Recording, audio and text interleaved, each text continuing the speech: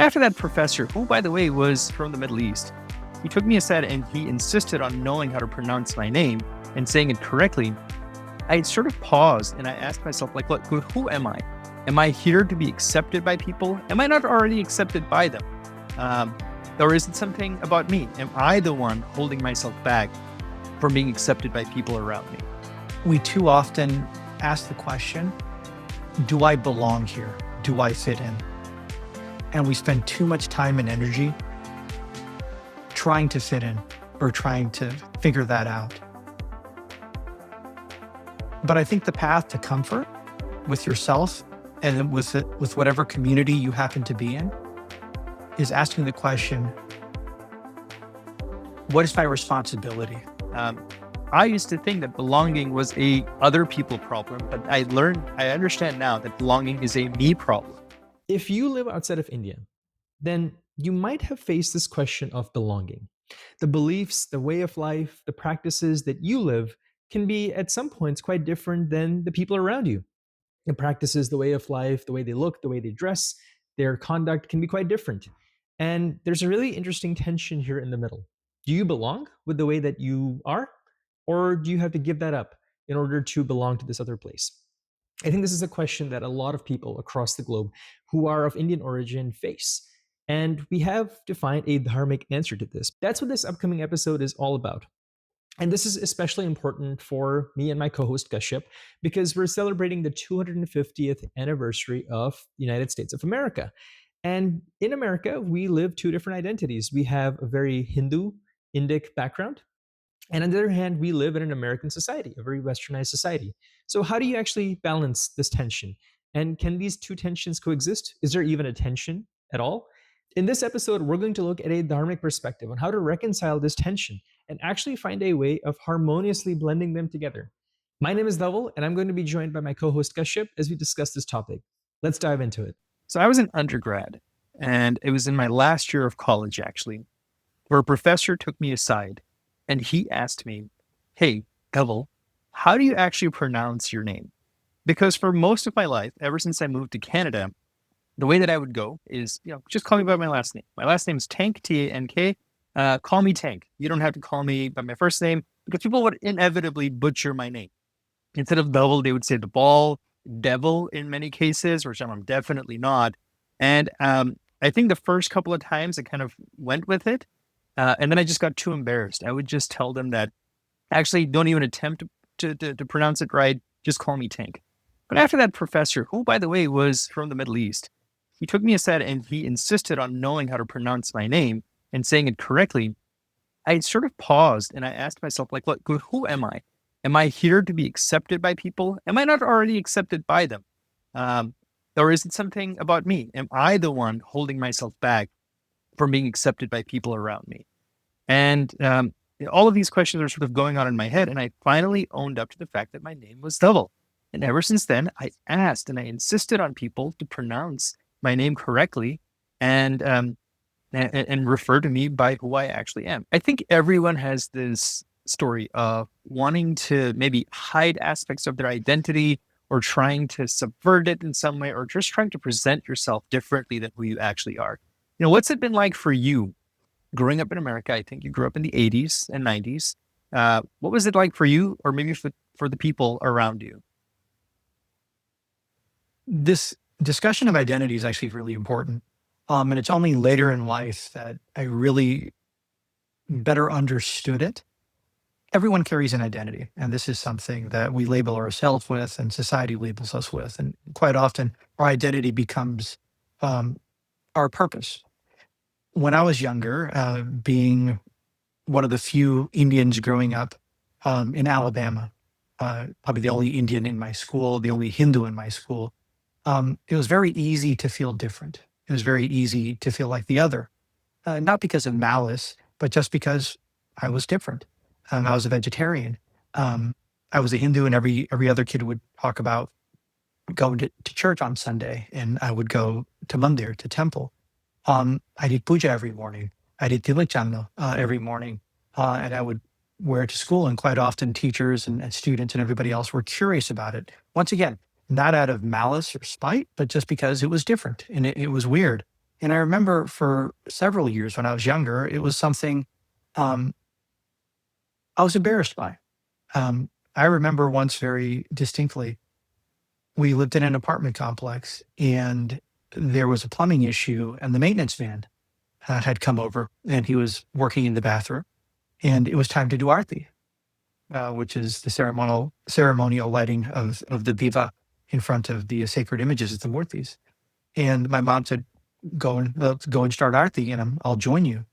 And I remember being so embarrassed that I was going to sing the arti with the bell, and the maintenance worker was going to hear me singing this arti. And I remember very, very clearly singing it so softly because I was embarrassed by it.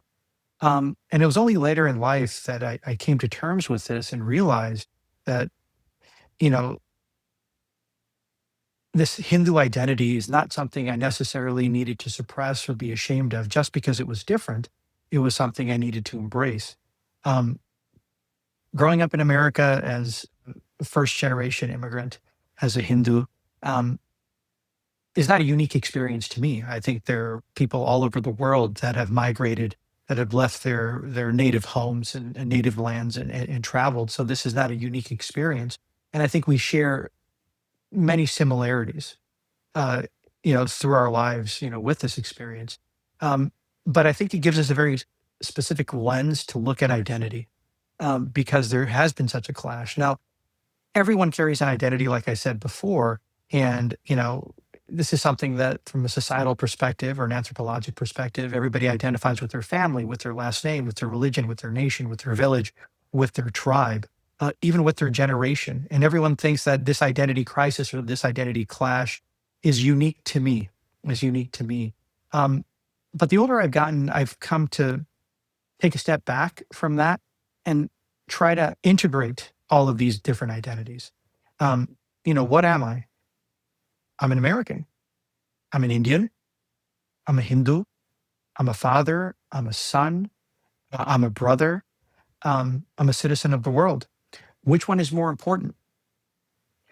Is there a ranking of these different identities?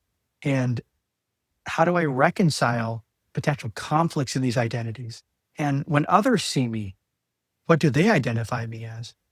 I've had many patients through the years as a physician ask me, when I say I'm going on vacation, ask me if I'm going home. It's a very specific question. If I'm going home. Now, my home is Atlanta, Georgia. Um, but I think they automatically assume that if I am going on vacation, that means I'm going to India. Now, mind you, I could be going to South America. I could be going to Africa. I could be going to Europe. I could be going to Arizona and see the Grand Canyon. But it's amazing how people will default based upon my appearance, based upon my name, uh, that, hey, if I'm traveling, if I'm going home, then obviously I should be going to India. I don't know if you've had any similar experiences to that. I'm a product of someone who's grown up in 3 different places. I spent a little bit of my childhood in India. Then I grew up in Canada. I spent a lot of my time there. And now I live in the United States. And something that I really appreciated about Canada and now America is this sense of acceptance. And I think people look at a blip in history and they panic. They start to think that they don't belong. But if you look at the long arc of history, you look at the long arc of, let's say, America. America is at its 250th anniversary. The founding of America was give me people from all over the globe. 250 years ago, bringing people from all over the globe, bring them here, and we will make something incredible happen out of it. And there's a reason why, whatever is happening currently is just a blip in it. But over 250 years, America has become a prosperous nation. It's become a place where people from different parts of the world can truly belong, where people have found abundance, where people have found belonging, where people have found friendship and community and a sense of engagement. And all those things come not from a false sense of pride that I am the best, but from this real humility. I think it takes humility to say that I want to be the best. I want to create a great place. And to do that, I have to take what's good from everywhere. And I really found that to be incredible about growing up in Canada and now America, that I've found a place that looks at everything around, that accepts people from across the globe, and it says, what is the best thing about you? And then it says, let's welcome that in. Let's bring that in. Share that with me. Share that with everyone else. I mean, I think if we had to celebrate America 250, that is what's worth celebrating. This idea that let's look at the best in people and share that with me. And by the way, what's the best thing about the different multitudes, the different identities that I carry? Let me share that with other people. I think that is how you celebrate living in a country of such abundance. Okay. So, what you're talking about, Double, brings to mind a Latin phrase. That's the basis of American government, e pluribus unum. It's Latin and it essentially means from many become one. So many people create one nation. And my experience living in America, this has been true for the most part. Now, in the edges, there are always factions and there are always extremes. But, when my kids were in elementary school and high school, when I would go to their sporting events or their musical events or performances, I was always amazed to look up at the stage and see so many races, so many ethnicities, so many religions represented, all under a single banner of this is this school, this is this high school in Atlanta, Georgia. And I think that's a beautiful thing. I'm not saying it's unique just to America, but I don't think we pause long enough to appreciate these kinds of experiences. So that's the first point of appreciation that I have in terms of this idea of American democracy and the diversity it encourages and allows to prosper and come together. But to your point about our true identities, another interpretation can be flipped out, that e pluribus unum can be flipped on its head from in one person contains many identities, right? I am an American. I am a Hindu. I'm a professional. I'm a father. I'm a son. All of those things are true. And the beauty of Hinduism is you don't have to rank them. The beauty of America at its best, from my experience, is that it's unbelievably pluralism exists here by design. If you look at the way the government was set up or the way the Constitution was written, in many ways, it doesn't limit diversity. You can be whatever you are. Now, mind you, everyone has different lived experiences, but I'm speaking of my lived experiences. But within Hinduism, you have a system of beliefs and faith that doesn't necessarily require us to rank our different identities. And I think that connection between the two is very powerful.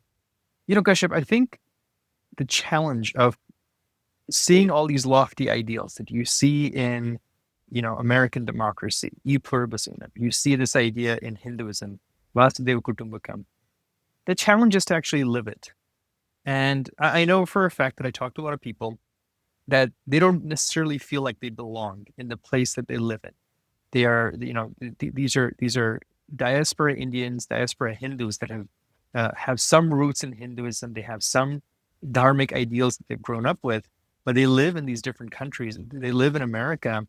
And well, for the most part, it's a very positive experience. I think for many people, they might sense a sense of otherness. And I'm trying to figure out, what is the resolution to that? How do you feel like you belong? How do you feel that the place that you're at is your home? Even when you're so far away, is it something to do with personal responsibility? Will there always be a sense of being the other in these different countries? I don't know. I don't know if you, what are your thoughts on that? I think every generation has a tendency of feeling sorry for themselves. They think that the world is really hard, that no one has experienced the challenges that they're experiencing today. And I don't want to discount any challenges, real challenges that people may be facing. But I think we're very fortunate. I think we have to acknowledge that. I think the world that we live in can be a scary, dangerous place, but I don't think it's nearly as scary or as dangerous as it used to be. I hope that most of our listeners are not worrying about where their next meal is coming from or whether they're going to have a roof over their head when they sleep at night. I'm sure there are places in this world or previous generations where that was a challenge. Um, our kids worry about getting into an elite university, while there are others that um, are worried about getting an education at all.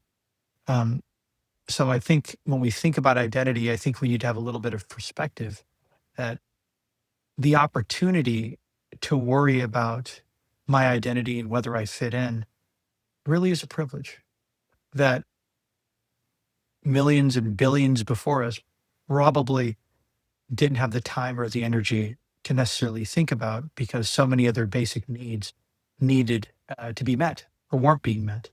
And that provides a certain level of solace as well as gratitude. Um, and it helps reframe kind of our thoughts about identity and perhaps diminishes the angst or the anger that we may feel when we have to deal with these issues. We too often ask the question, do I belong here? Do I fit in? And we spend too much time and energy trying to fit in or trying to figure that out. But I think the path to comfort with yourself and with whatever community you happen to be in is asking the question, what is my responsibility? Um, Yogi Ji Maharaj, one of our gurus, he used to have this wonderful saying, and I think we've mentioned it before on this podcast. He said, Maru e saru ne, but je saru em che e maru je. And essentially, that means not just thinking that what is mine is good, but rather what is good belongs to me. And I think that sentiment is very powerful. It's very Hindu. The idea that virtue isn't national, truth isn't owned, wisdom isn't ethnic. Um, it's something for me to learn. And there's so much we can learn and appreciate from others if we just take a step back. Um, it doesn't matter whether I'm in India, whether I'm in America, Canada, Japan, Africa.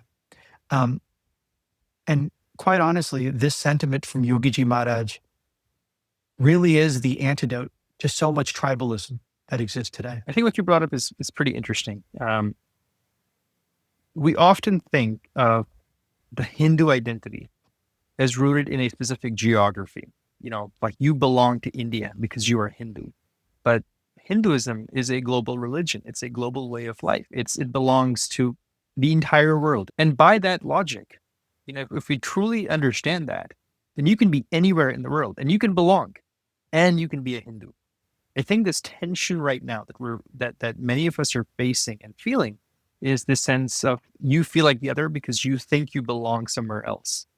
But you belong where you are. You belong in America. You belong in Canada. You belong in wherever you are, provided that you follow the Dharma of the land, right? And that is such a foundational aspect of spiritual practice. I know Mansoe Maharaj is often said to be a civically minded and civically engaged citizen of the country and the community and the neighborhood, the province, the state that you're in, because it really does matter. It's not just politics. It's not just showing off. It's not just trying to look good, not just trying to fit in. It is a core part of your dharma. If you do that, then you are practicing and you are living out your Hindu identity, but you're also living out the identity of the land that you are living in. I think this question of belonging is very fraught because it makes you assume that you are the other. But if you act like you belong, because you do belong, go out there and vote when it's time to vote. Go out there and call your representative when it's time to do that. Go out there and volunteer for that civic organization that you think is doing something worthwhile, not as a way of showing that you belong, but because you do. Because it is your home, because it is your neighborhood, because it does matter. Don't litter, not because you're trying to look good, but because that is what a good citizen does. Talk to someone who looks different than you. Again, not because you want to be included, but because that's what good citizenry is. That is what Dharma is. If you just focus on the privileges, if you're just focusing on maximizing your own, then you will be considered the other as well. But it's only when you increase your circle of sum, as Manse Maharaj says, it's when you increase your circle of belonging, when you include others into your circle, that's when you can start belonging. So Manse Maharaj is just saying that, increase your circle of sum. I used to think that belonging was a other people problem, but I understand now that belonging is a me problem.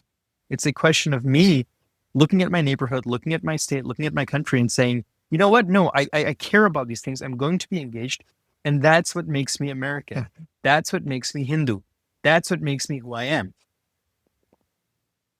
No, I like it. I mean, I think that was very well stated. And I appreciate the passion. Kind of wrapping this up and coming to a conclusion, today it's all about self-expression and identity, especially. This is who I am and respect my identity. But from a Dharmic perspective, it's a different question. Because I am a son, what do I owe my parents?